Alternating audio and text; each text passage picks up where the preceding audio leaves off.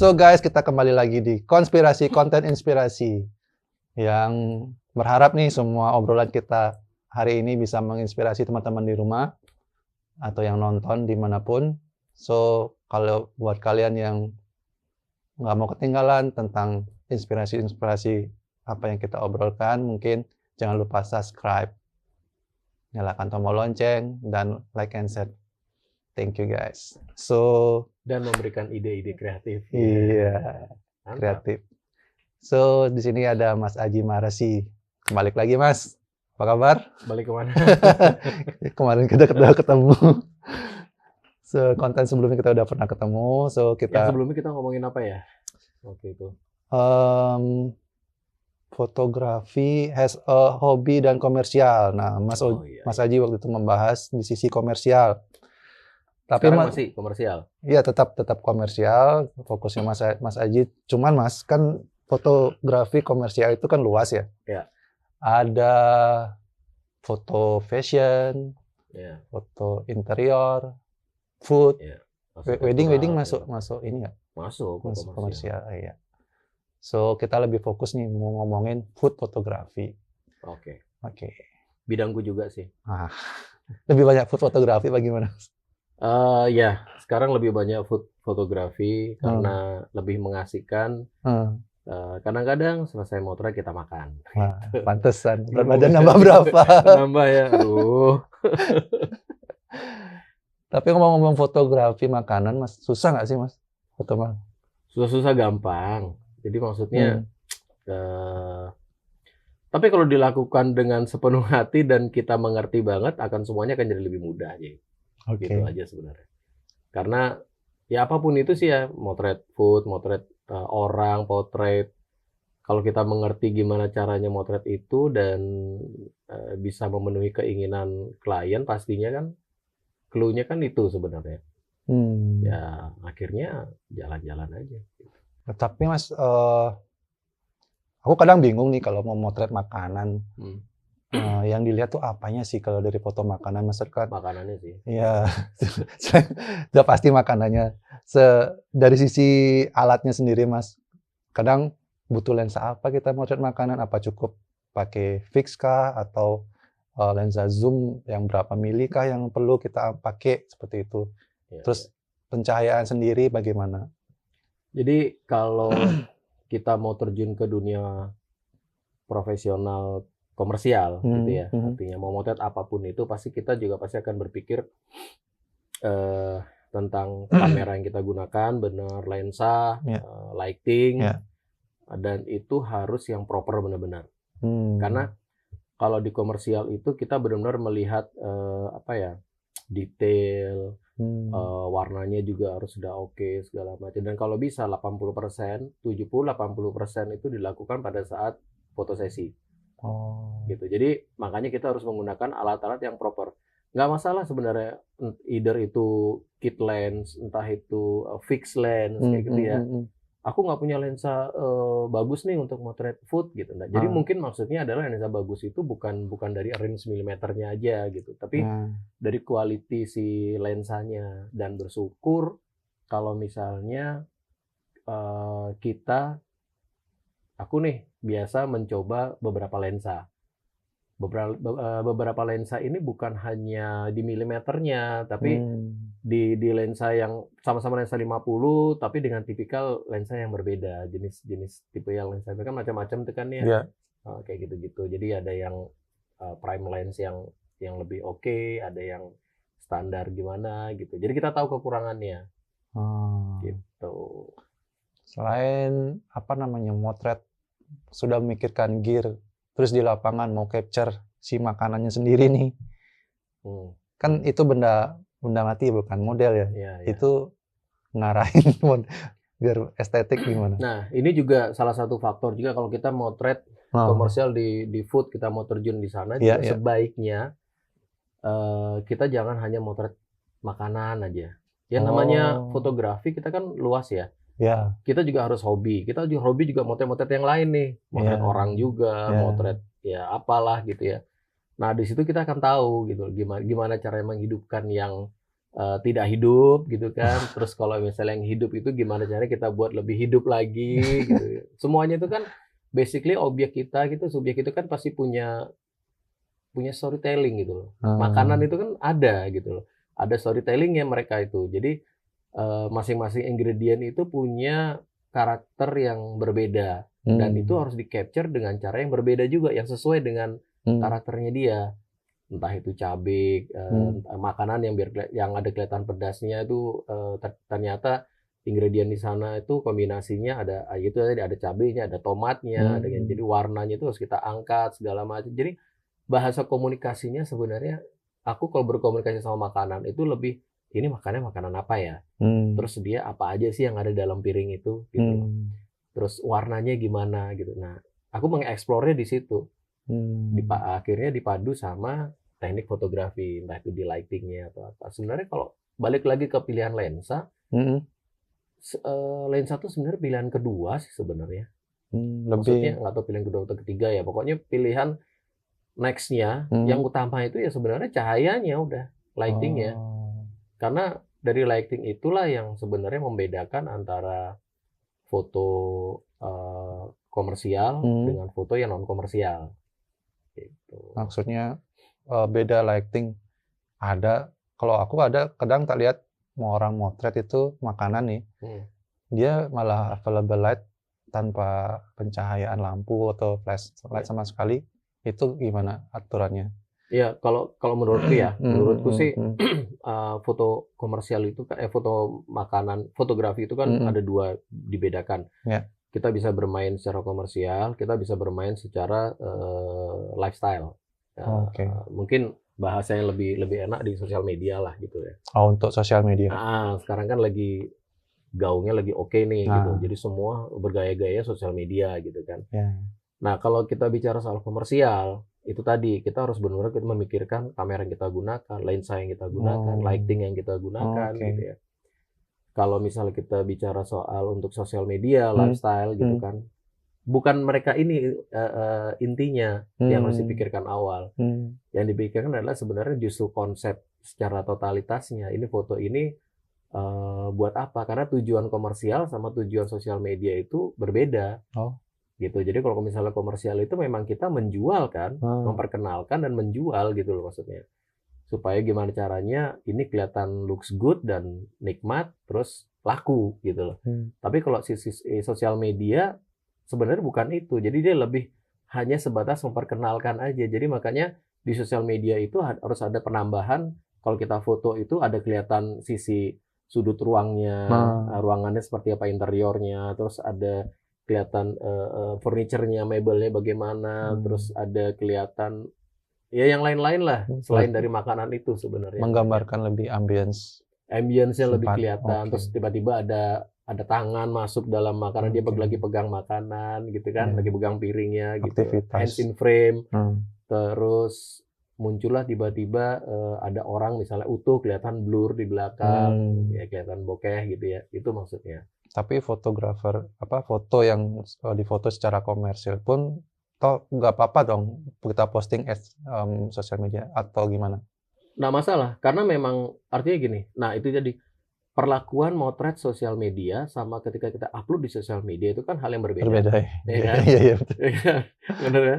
Jadi kalau misalnya kita motret, entah itu kita fotonya udah secara komersial bener ya. Foto itu harga 10 juta misalnya kita upload di sosial media nggak masalah. Gitu. Kayak gitu. Itu kan hanya cara marketingnya. Cuman perlakuannya itu yang berbeda maksudnya. Di isu lain nih Mas. Kalau aku yang ngelihat foto makanan untuk komersial yang sudah jadi nih, misalkan udah jadi menu. Ya. Menu di menu buku. Kalau kita datang ke tempat makan atau restoran gitu ngelihat foto menunya keren. Estetiknya dapat elegan dan memancing keindahan pengen pesan itu menu nikmat lah ya terus ketika datang nggak sesuai dengan yang ada di foto. Nah itu ntar lu nggak sesuainya tuh kalau pesan ayam datang ikan gitu, gimana? Misalkan sini ada di foto tuh ada 4 piece gitu slice-nya, ternyata datangnya cuma 3 gitu atau enggak secara komposisi makanan hidangannya ini mangkoknya kelihatan di fotonya besar, datangnya ya nggak sesuai ukuran gitu. Ekspektasi kita beda jadinya kelihatan. Itu antara sisi fotografinya yang over membuat lebay. manipulasi fotonya lebih menarik, terus jadi nggak jujur, atau salah si yang ngedirect nih sebenarnya yang minta. Ya, menurutku sih segala sesuatunya itu pasti ada teknik marketing di dalamnya. Iya. Itu yang harus kita sadari dulu ya. Kita motret bakso gitu ya. Kita motret bakso. Pada intinya kalau misalnya bakso yang datang itu kita foto kan udah ya dia ya flat aja, mangkok itu udah sesuai sama baksonya, paling muncul dikit gitu ya. Tapi kan kalau misalnya di foto itu kan nggak bisa seperti itu, harus kelihatan gimana ya caranya, itu kan pasti ada caranya, entah itu memang makanan bakso itu dikasih penuh gitu, mie-nya banyak atau segala macam mungkin, terus itu difoto, jadi itu yang kelihatan lebay gitu ya. Sebenarnya jangan diartikan pure murni begitu juga gitu loh. Karena makanya saya tak bilang tadi, di semua itu kan pasti ada sisi marketingnya. Nah, sisi marketing itulah masuk di situ gitu. Untuk tujuannya sebenarnya untuk memperlihatkan kontennya itu adalah, isinya itu adalah ini loh gitu. Tapi kalau misalnya kayak mau bilang tadi, pesannya 4 tapi datangnya 3, nah itu udah salah sih sebenarnya. Biar kelihatan rame nih ya, tambahin. Itu bukan urusan foto sih sebenarnya, itu masalah lain gitu. Nah, yang penting benar gitu. Kalau memang dia, mungkin kalau potongannya besar gitu kan pas di foto, cuman pas datangnya dia potongannya kecil. Nah, bisa jadi seperti itu. Itu ada yang kayak begitu. Tapi kalau mengurangi sih enggak biasanya ya gitu ya. Moga-moga aku nggak salah gitu. Atau kayak gini, aku pernah nih ngeliatin teman motret, sebenarnya yang makanan yang mau difoto tuh emang looks-nya secara kita lihat memang kurang menarik gitu. Nah, terus kita coba nih, coba dong tambahin misalnya hiasan nih, entah tomat kah apa di atasnya, tambahin biar ada warna atau. Nah, itu kalau udah penambahan seperti itu dengan real di lapangan yang nanti dijual seperti itu, salah nggak kita? Apa memang di luar dari benar dan salah? Kalau aku sih lebih bilang pantas apa enggak. Kalau benar sih benar aja. Orang kadang juga mesen kan gini. Kadang kalau kita jual itu sebenarnya tidak sama tomatnya, tidak sama timun misalnya, atau tidak sama kelihatan apalah gitu ya. Kadang orang makan itu justru dia menambahkan, punya cabai nggak tambahan, ya, cabai rawit potong gitu kan. Berarti kayak malah menjadi referensi orang makan, kayak ini tambah ini enak. Jadi maksudnya gini, hal-hal kayak begitu itu kan yang jelas kalau aku ketika motret, aku kan bilang yang akan dijual nanti, yang akan masuk ke dalam menu itu memang seperti ini. Kalau memang ada tambahan, apa tambahannya biasanya gitu. Memang dalam satu paket yang dijual apa? Oh, ini ada bumbu, ada kecapnya. Ya, kecap itu juga bukan terus dimasukkan dalam satu mangkok, pasti akan dipisah gitu. Karena kalau kayak gitu-gitu kan by request lah ya. Jadi orang itu makan ya kalau dia perlu, kalau enggak kan enggak, tapi tetap disediakan. Atau kalau misalnya dia mau yang lain, saus tomat gitu, dia akan by request, akan minta gitu. Tapi sebenarnya tidak disediakan gitu. Kadang seperti itu. Cuman kalau foto, ya kita memang apa adanya keluar seperti yang dibuat di dapur, disajikan, itu yang kita foto. Berarti sesuai dengan apa yang dihidangkan, dengan karakter, misalkan chefnya udah nyajiin presentasinya seperti itu, sesuai. Cuman memang di fotografi itu memang dibuat lebaynya itu adalah dibuat lebih menarik, lebih nikmat, lebih bagus. Akhirnya mungkin itu yang dibilang kayaknya melebih-lebihkan gitu loh.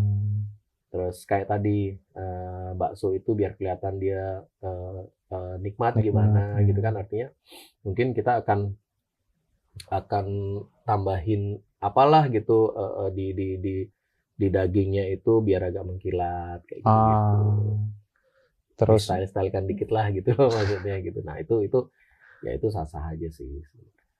Nah, untuk skill sendiri Mas, food photography itu sama stylist food stylist Hmm, hmm. harus apa menguasai itu nggak? Apa memang genre memang ada spesialisasinya food stylist beda fotografinya? Ya, ada sih. Jadi memang ada memang profesinya, memang dia sebagai food stylist itu ada. Fotografer ada, food stylist ada, dan food stylist yang sekaligus dia juga memotret ada juga gitu loh.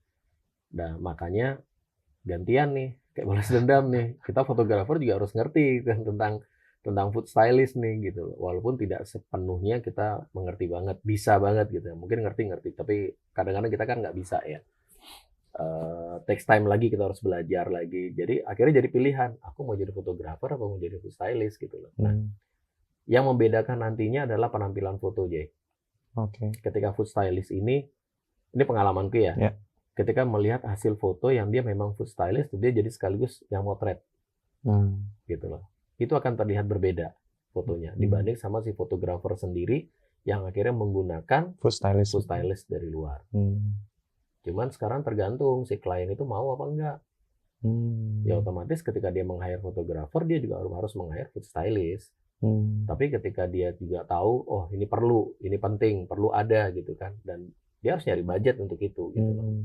Kalau enggak ya biarkan kita semua yang bekerja, termasuk fotografer sama si chefnya juga atau si orang marketing juga ngebantu ide-ide dari mereka, walaupun tidak sempurna tapi adalah untuk melengkapi itu.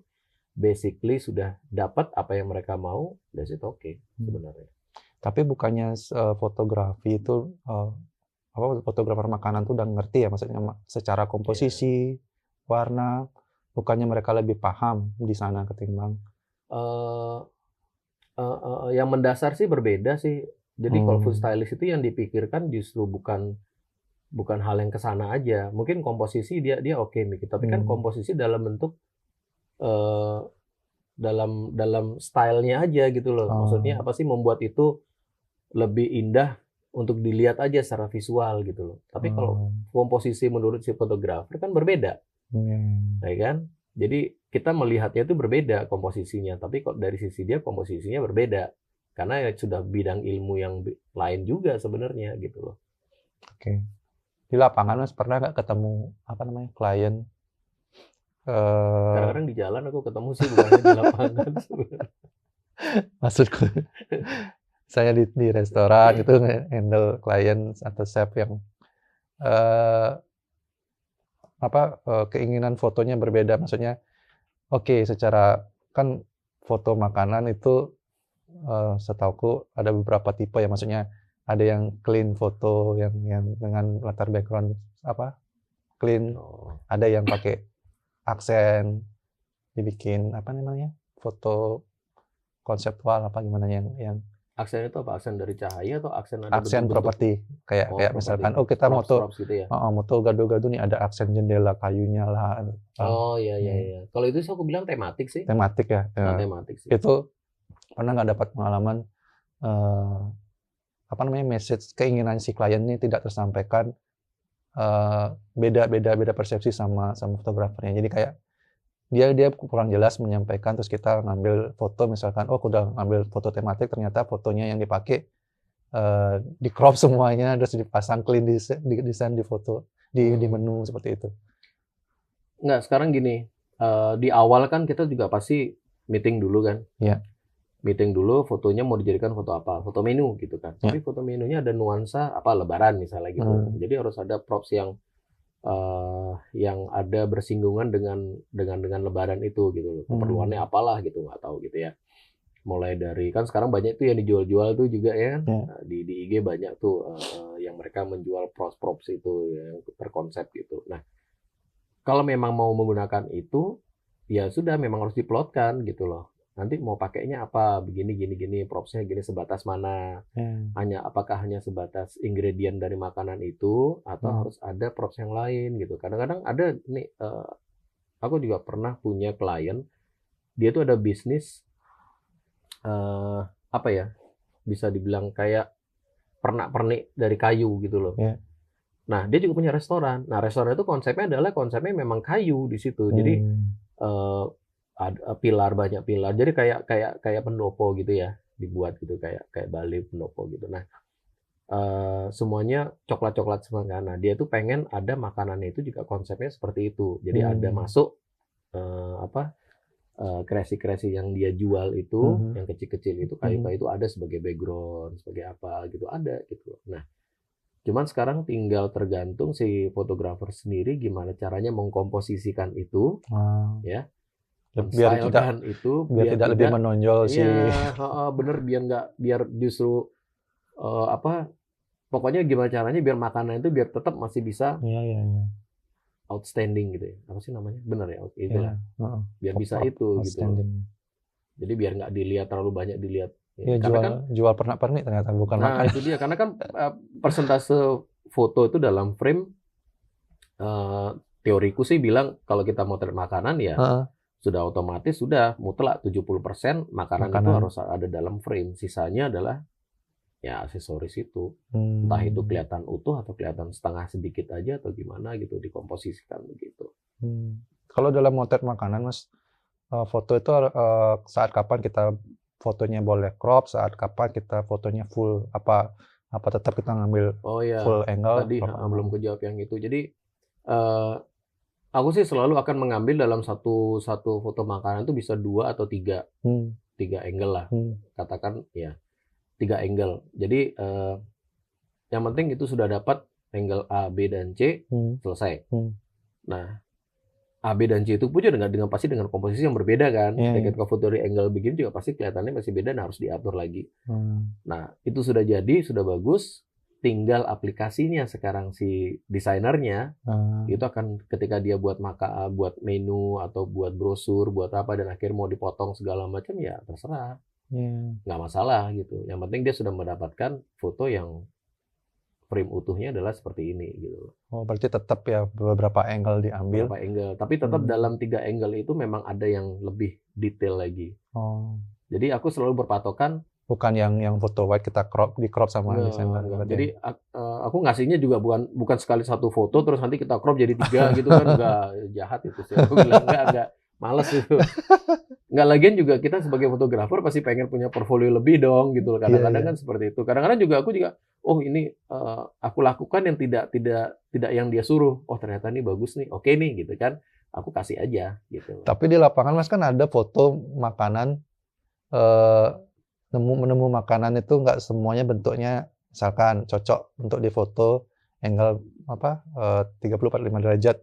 Jadi karena foto makanannya flat atau enggak dilihat dari samping memang nggak kelihatan gitu loh. Jadi emang dari atas aja kelihatan. Itu gimana? Tetap bakal kita ambil? Itu sih tergantung makanan sih ya. Jadi kalau misalnya kita foto burger nih, nggak mungkin kita foto dari atas. Iya itu maksudku. Karena kan nggak kelihatan ya.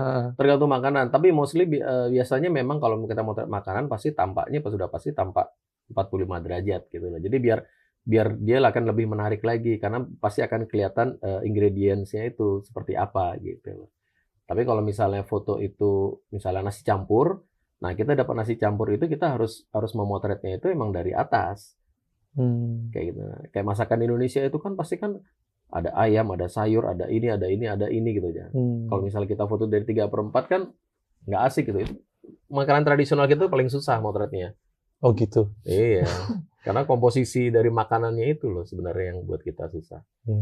Kalau makanan dari hotel, restoran yang oke gitu kan enak ya. Jadi kan betul. Dia udah keluar udah di platingnya itu udah bagus gitu loh. Jadi udah cakep nih. Ya kalau sudah dari asalnya udah ganteng, udah cakep, mau diapain aja tetap aja. Aku pernah tuh Mas motret dapat vendor ya dari ini besar, maksudnya brand aplikasi motret makanan jalanan, disuruh nata ulang estetik. Memang kayak Mas Haji bilang, kalau di restoran mewah, di hotel itu udah keluarnya udah disajikan ditata.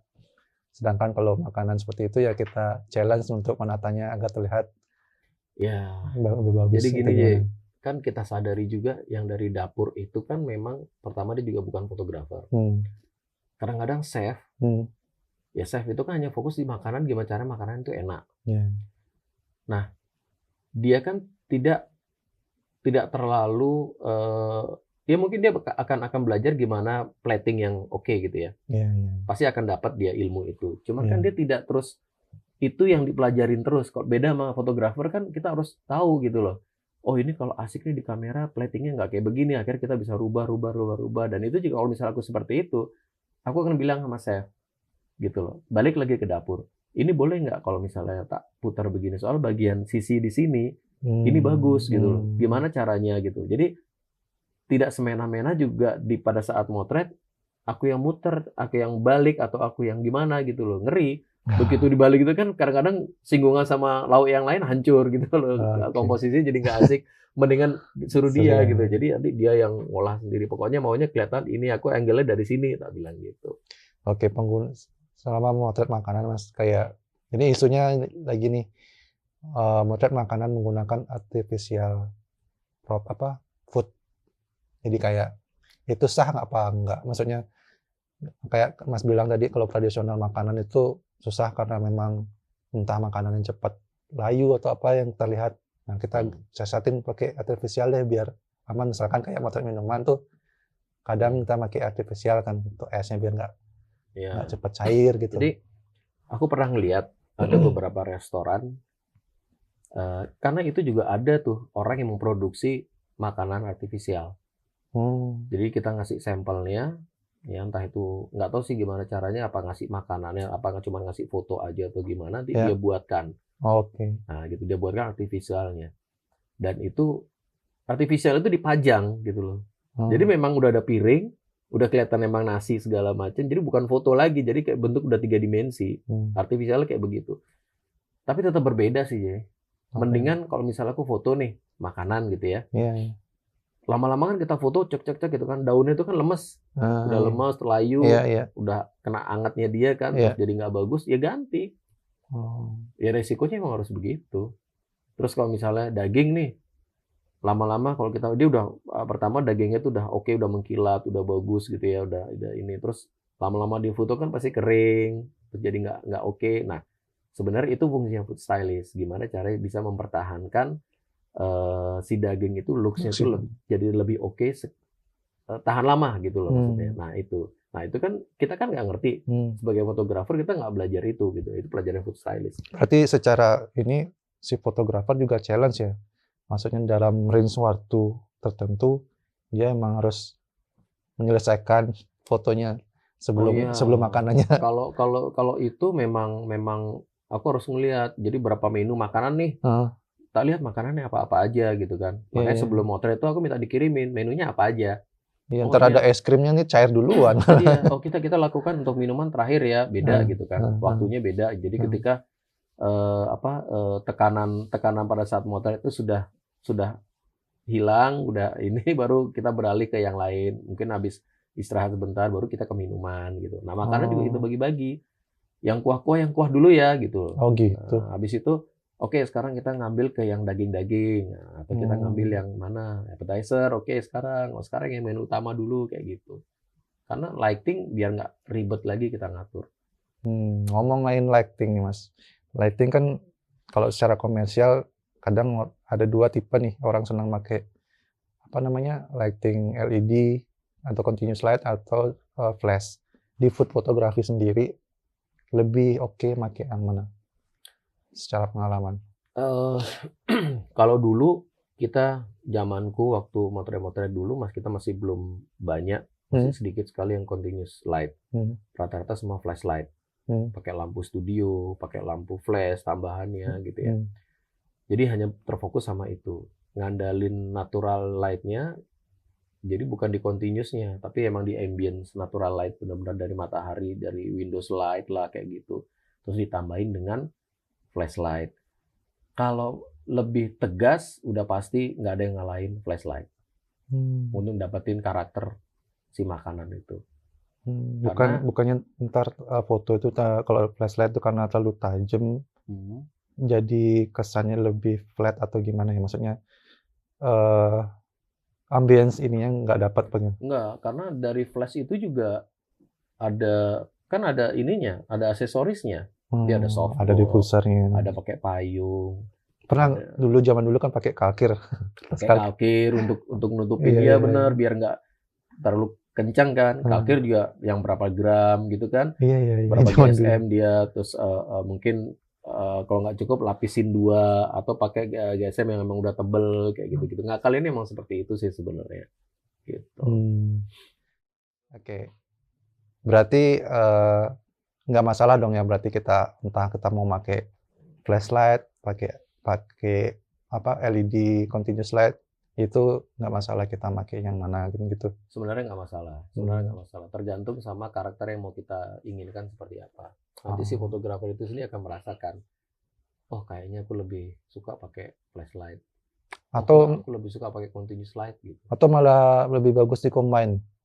Nah, Gimana? better combine oke gitu loh. Aku udah pernah nyoba juga. Jadi makanya tak bilang tadi ketika untuk menggantikan natural light-nya dia, aku menggunakan gitu continuous light. Dan yang bisa kita atur dimmernya. Mau lembut atau mau keras, mau bagaimana gitu ya. Cahaya mau lebih soft atau gimana, kita pakai diffuser lagi gitu kan. Setelah itu kita menambahkan flashlight itu di sisi-sisi yang mana nih gitu untuk memunculkan karakter itu gitu loh.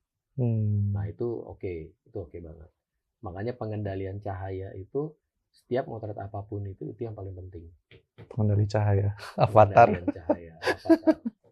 Avatar yang cahaya kan nggak ada ya, laut, semua gitu kan, yang cahaya nggak ada Cuman kan. fotografer yang ada. Betul. So, lebih menarik memang di foto makanan, berarti masih secara foto komersil. Karena dapat makan iya, dibayar iya, gitu. Ya juga sih, Jay. Ya, kadang-kadang kita dipaksa juga untuk makan, kadang-kadang disuruh bawa pulang, gitu kan.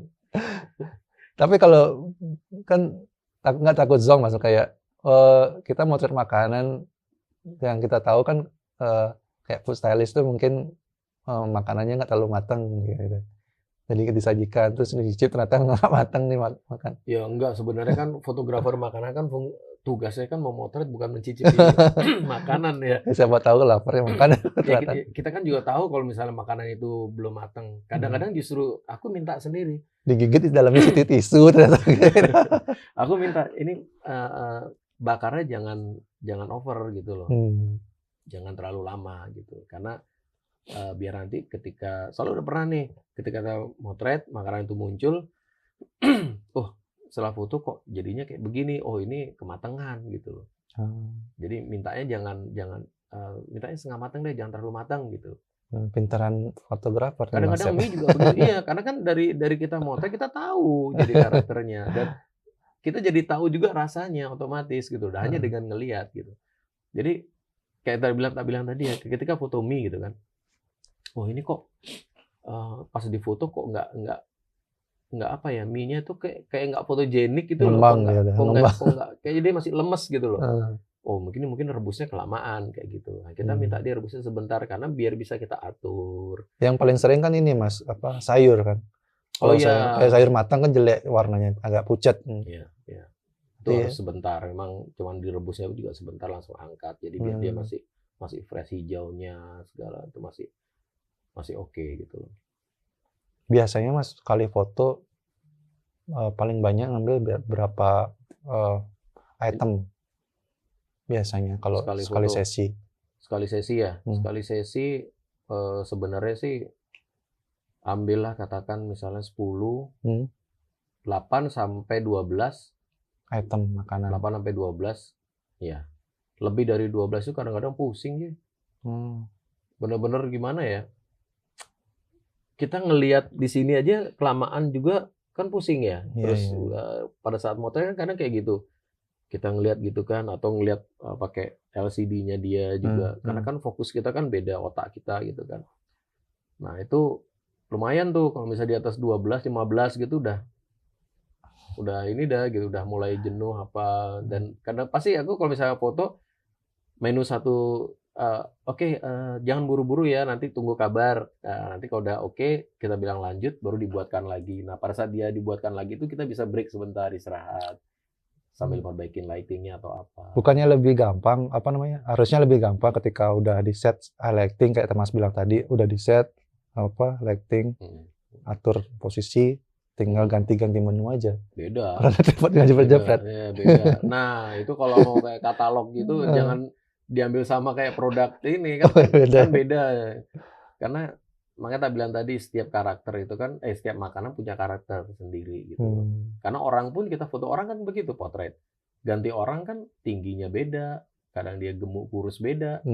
Ya face-nya juga lonjong bulat beda, ya lightingnya juga berbeda walaupun kita bilang oh ini side light bagus gitu loh. Kita pakai side, tapi side light itu juga pasti akan entah itu si modelnya kita suruh mundur sedikit atau bagaimana, itu pasti perlu diatur lagi. Makanan juga gitu sama. Kenapa makanan datang itu aku tuh nggak terus langsung ngatur lighting ini bagus, jadi ngeliatin dulu posisinya.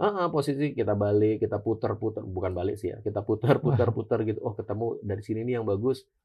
Itu pun masih belum percaya sama mata, harus dicoba di kamera lagi. Nah, baru lightingnya. Kenapa? Yang aku lihat di sosial media behind the scene orang-orang foto makanan, Mas, rata-rata dia menggunakan cahaya itu dari sudut pojok belakang ya, gimana ya? Against the light. Enggak dari depan gini ambil gambar. Oh iya. Itu fungsinya buat apa? Bukannya malah lebih gelap yang makanan tampak depan ketimbang yang backlightnya ini. Fungsinya sebenarnya memberikan karakter itu emang yang baik itu pada saat against the light. Jadi kita berada di posisi di melawan cahaya. Entah itu lurus ya. Fotografer di sini, makanan di sini, lightingnya di sana agak di atas sedikit, terus agak nukik ke bawah gitu ya, atau dia agak ke samping sedikit, kayak apa sih istilahnya rim light atau apa gitu ya, ngambil. Yang penting dari area sebelah sana, against the light, kita melawan arah cahaya matahari.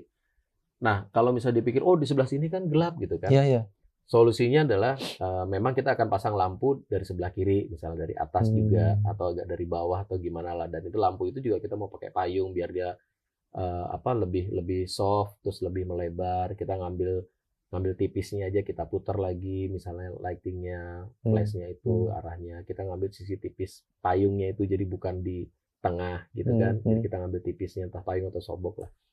Yang kedua, jangan lupa teorinya juga, ketika kita memotret cahaya itu dari sana, dia memantulkan juga sebenarnya. Nah itu kebantu juga di situ gitu loh. Nah jadi nggak gelap-gelap banget juga. Itu kalau misal aku cuma punya satu lampu, motretnya angle-nya seperti itu, apa lampunya dari set yang tadi, itu kan Mas Haji bilang tadi itu harus ada misalnya nambahin dari sisi depan juga ada dikit. Nah kalau satu lampu gimana? Natural light, kita tuh sudah bersyukur punya satu sumber cahaya itu dari ilahi.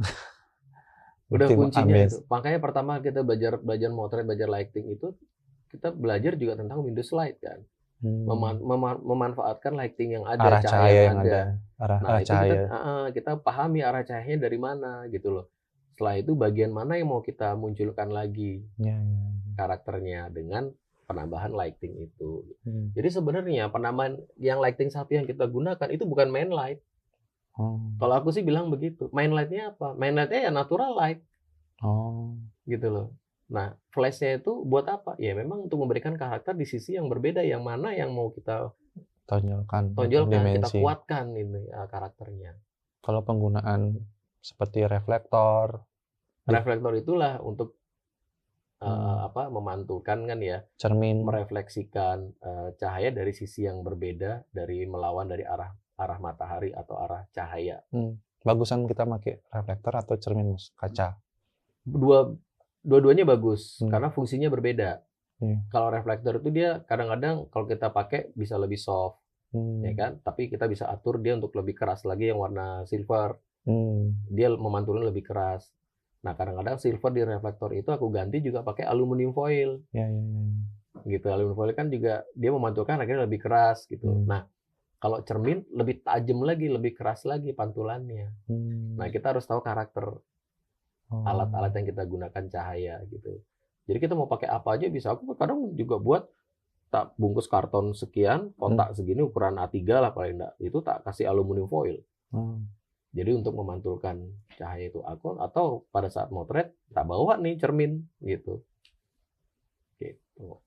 Terus penggunaan background sendiri, apa namanya, pernah kan motret sama Mas Haji, motret minuman nih.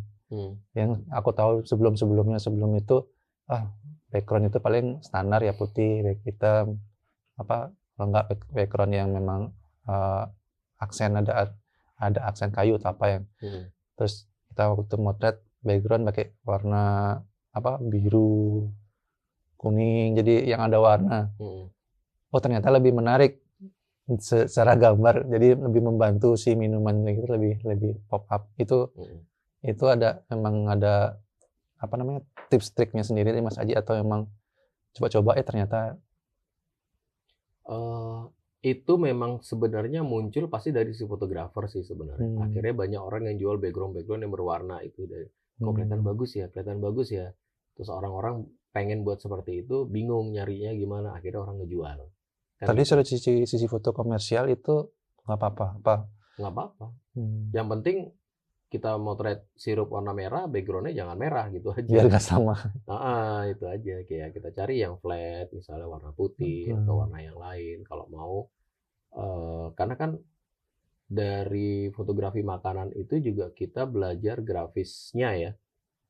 Kan unsur warna segala macam itu ada. Jadi kalau gimana, warna apa yang bisa kita gunakan sebagai background sehingga produk utama kita tuh menonjol. Prinsipnya itu aja sih sebenarnya.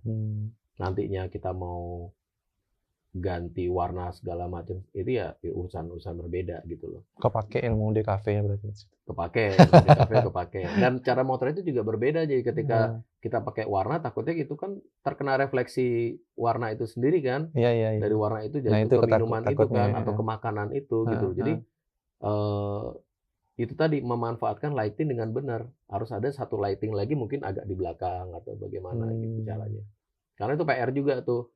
Ketika kita motret maunya warna merah, terus nasinya itu bisa mantul dari warna merah itu dapat gitu loh. Nah, kita harus benar-benar cari tahu ini warna merahnya dari mana? Apakah benar dari background atau enggak? Nah, kalau backgroundnya itu juga dia mengkilat, ya itu berpengaruh. Makanya rata-rata kalau background itu yang digunakan itu untuk tidak mantul cahaya, yang burlap gitu atau yang ada raster gitu kan. Jadi dia memecah cahaya gitu loh. Jadi kelihatan lebih soft. Jadi dia tidak memantulkan keras.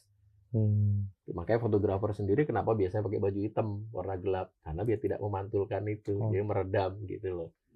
Keren. Sebenarnya. Gue pikir biar kelihatan pede aja baju itu. Biar kelihatan kurus ya, sebenarnya ya juga sih itu kan. Manfaat lainnya gitu. So menarik. Boleh Mas Haji kalau ada tips and trick untuk teman-teman di rumah yang mau belajar food fotografi. Tips buat saya sih mungkin teman-teman bisa mulai membedakan sekarang antara mau di bidang komersial atau di bidang lifestyle kayak sosial media seperti itu. Jadi cara kita memanfaatkan alat, props yang ada juga itu mulai dipikirkan.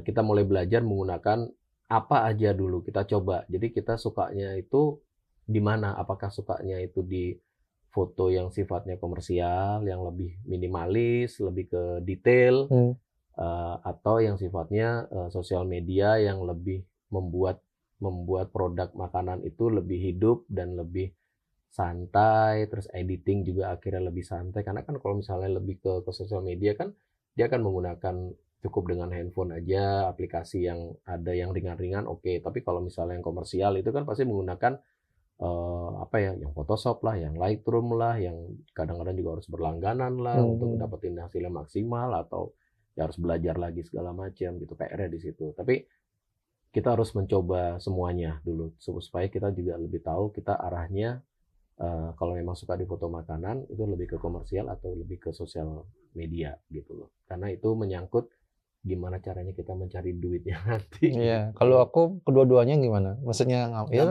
komersial iya. Aku juga melakukan itu. Jadi memang kita harus mengerti kan. Iya. Soalnya kan memposisikan dirinya di mana. Ya gitu. selama itu motret makanan yang memang fungsi untuk sosial media ya. Ya, mungkin lebih clear dari pas ngambil kerjaannya memang aku dibayar sekarang nih untuk komersial ya memang fokusnya untuk Ya. Foto makanan Berarti yang alat-alatnya yang kita datang komersial. juga tidak terus yang gimana gitu. Ya, sosial media ya kita ngambilnya as konten buat sosial Iya, medianya. karena ketika sosial media memang dia tidak terlalu fokus ke makanan, kayaknya dia Lifestyle, lebih ke service, lebih ke semacam aktivitas, itu, ambience tempat. lebih ringan lah gitu, tapi terkonsep Hmm. gitu. Bukannya jadi kelebihan sendiri. Misalnya kalau kita udah mahir nih, kayak Mas Aji di foto komersial, ketika suruh ngambil lifestyle ya secara apa namanya penerapan di lapangan lebih jago sebenarnya kalau untuk sosial. Lebih baik, Iya. lebih mengerti memang. Hmm. Tapi ketika kita biasa di sosial media, terus Belum disuruh ngambil tentu, komersial foto menu, belum tentu. belum tentu. Karena beda, bisa dibilang kita harus belajar lagi. Nah, ketika kita bermain sosial media, untuk foto di sosial media kan kita juga sudah bermain sosial media ya. Iya, iya. Dan kita juga tahu foto yang di sosial media itu yang oke, yang bagus, bagaimana gitu loh. Ya tinggal diterapkan aja, tetap ditambahin dengan bumbu-bumbu sedikit. Oh, makanan ini ditambahin dengan lighting begini-gini, tapi bergaya sosial media. Nah, itu akan lebih bagus lagi. Itu bisa tuh teman-teman seperti itu tuh gitu. Keren. Menarik, Mas. Kalau ada teman-teman yang mau pengen belajar food fotografi, kan Mas Aji juga ngajar CSO Workshop buka kelas. Ini Mas Aji sering share di sosial media juga, di Instagram, apa TikTok, apa Facebook, mungkin boleh di-share Mas channelnya. Ya, Instagram ada sudah pasti. Saya punya Instagram 2. Yang satu emang khusus untuk komersial. Di situ kebanyakan foto-foto food juga. Haji Marsi Fotografi, terus satu lagi Haji Marsi, itu aja. Haji Marsi Fotografi dan Haji Marsi. Kalau yang itu lebih ke apa sih namanya? Lifestyle. Foto-foto lifestyle yang hobi, yang ambisi, hobi, terus yang lain-lain lah di luar foto komersial itu gitu loh. Dalam waktu dekat workshop mungkin ada? Ada. Kita nanti akan buat setiap bulannya, itu lagi ada buat tentang private lesson, private class. Setiap bulannya itu dari bulan Maret sampai bulan Agustus. Ada 6 materi. Per bulannya 1 materi. Nah, nanti teman-teman bisa cek di Instagram juga, akan saya share juga di situ. Kita bareng sama Hujan Kreatif, sama Channel Kreatif Studio, sama kita di support penuh sama Sriwijaya Kamera Denpasar, terus sama siapa lagi ya? Sama teman-teman. Jadi doa dan teman-teman itu sangat saya harapkan. Pokoknya saya tunggu programnya seperti itu. Nanti kita akan kembangin juga ke program-program yang lain, karena saya juga ada di Hujan Kreatif, jadi kita ada program-program konsep foto segala macam, dan itu termasuk edukasi buat teman-teman juga gitu. So yang nggak mau ketinggalan informasi dari Mas Haji tentang kapan dia mau ngadain workshop, atau yang pengen private langsung sama Mas Haji, silahkan DM beliau, bisa di IG-nya atau nanti minta WA aja channel kita sendiri. Di IG. Saya masih nggak tahu juga channel ini bisa berjalan dengan baik apa enggak, tapi coba kita maksimalkan aja dulu lah di channel di IG. Ada kok channel lupa. My Fotografi Escape gitu kalau nggak salah namanya. Oke, nanti kita sertakan di description kita nanti di di postingan ini. So sampai ketemu di next episode. See you konspirasi, konten inspirasi.